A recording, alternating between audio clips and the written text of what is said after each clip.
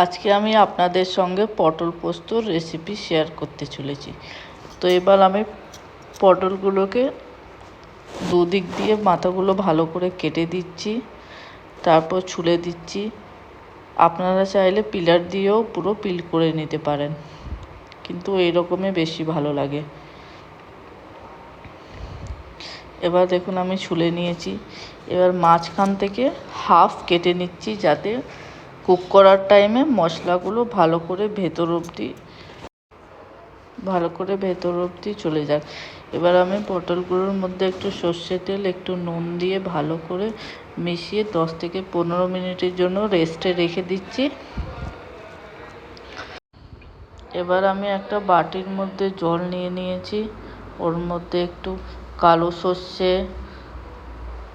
একটু সাদা সর্ষে আর একটু পোস্ত নিয়ে 10 থেকে 15 মিনিটের জন্য ভিজিয়ে নিচ্ছি।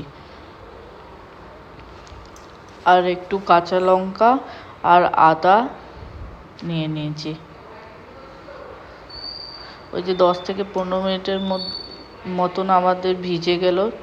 এবার আমি ভালো করে এটাকে ব্লেন্ড করে নেব।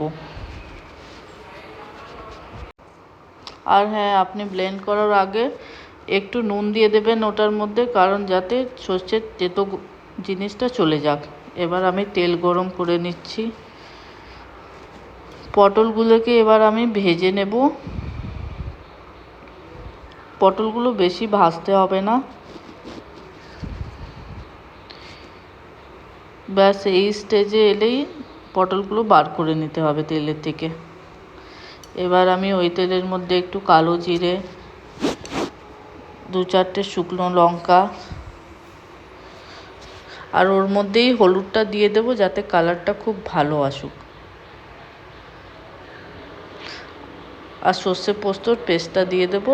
এবার 5 থেকে 7 মিনিট অবধি আমি কুক করে নেব। ওর মধ্যেই স্বাদ অনুযায়ী নুন দিয়ে দেব। লো ফ্লেমে একটু কুক করব। দেখুন কুক হয়ে গেছে। এবার আমি পটলগুলো ওর মধ্যে দিয়ে 5 মিনিট ঢাকা দিয়ে একদম লো ফ্লেমে রেখে দেব। জল দেবেন না এতে এখন একদম। তারপর আমি একটু জল দিয়ে ফুটিয়ে নামিয়ে নিচ্ছি ওটাকে।